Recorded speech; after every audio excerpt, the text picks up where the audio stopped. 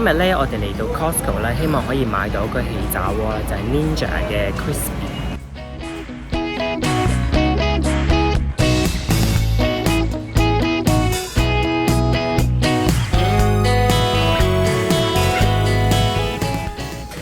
咁點解我要買呢一款嘅氣炸鍋呢？就係因為我之前咧上網見到咧，好多人咧有用氣炸鍋啦，咁但係咧我發覺非常之難清理。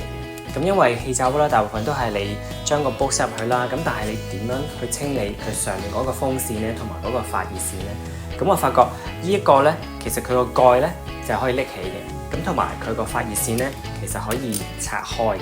咁我就上網睇下究竟邊一度買係最平啦。最尾當然就係發現 Costco 係最平啦。同埋喺 Costco 買嘅呢一款氣炸鍋咧，其實佢係有3個碗嘅。因為咧，如果你喺 Amazon 啊、Target 啊或者 Walmart 買嘅咧，其實得2隻碗嘅啫。雖然佢嘅價錢咧係同 Amazon 係一樣啦，咁但係咧佢係多咗1隻碗咯。就係其中嘅1隻碗 menu 說明書，另外多2隻蓋啦。呢個咧就係個 adapter， 應該係細碗轉大碗嘅時候咧，你就要用到佢。好啦，跟住就係個氣炸鍋嘅靈門啦，就係呢一個啦。就如我頭先所講啦，好容易清理嘅。好，跟住咧有1隻細碗啦，細碗，最尾就嗰隻大碗啦。咁咧每一隻碗咧都有1隻蓋嘅，咁其實個蓋咧就可以喺你食完即係食唔晒啲嘢之後咧，就可以擺入雪櫃。咁佢每一隻碗咧就有一個咁嘅架啦，咁其實就可以即係將啲食物分咗2層咁樣樣咯，同埋令到佢嗰個即係熱氣嗰個流通咧就係會好啲嘅。咁之後咧，我就會嘗試整一個脆香雞翼，睇下個效果係點樣。附送嘅說明書入邊咧，有好多唔同種類嘅 recipe 啦。咁我今日咧就跟住其中嘅一個食譜嚟做呢個脆香雞翼。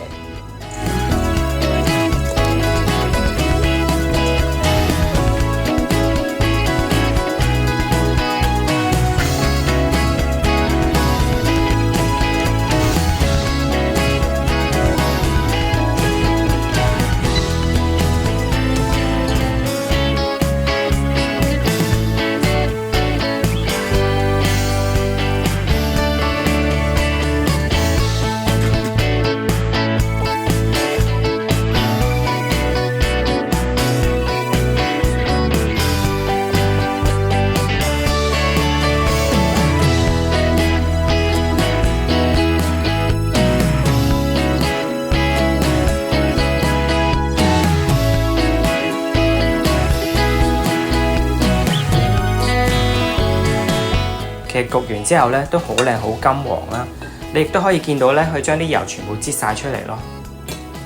個 recipe 咧佢就要40分鐘啦，咁但係其實咧當你開蓋啊去反嘅時候咧，其實都差唔多可能1分鐘至2分鐘咁樣樣。其實咧你都真係要睇下啲雞翼焗成點，再控制個時間咧，因為如果40分鐘即係等佢依個顯示40分鐘嘅時候咧，可能已經太耐。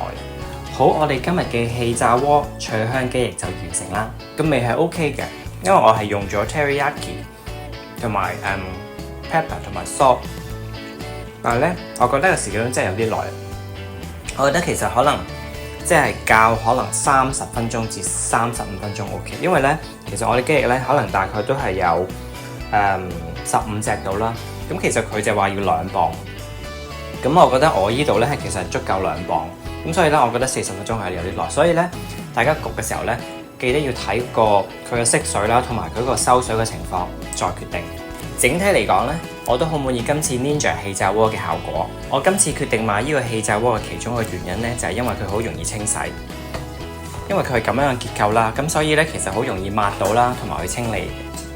如果你都有興趣買，同埋諗住買呢個 Ninja 氣炸鍋嘅話咧，或者有任何嘅問題，可以留言俾我。多謝收睇今集嘅佛系生活，我哋下次再見，拜拜。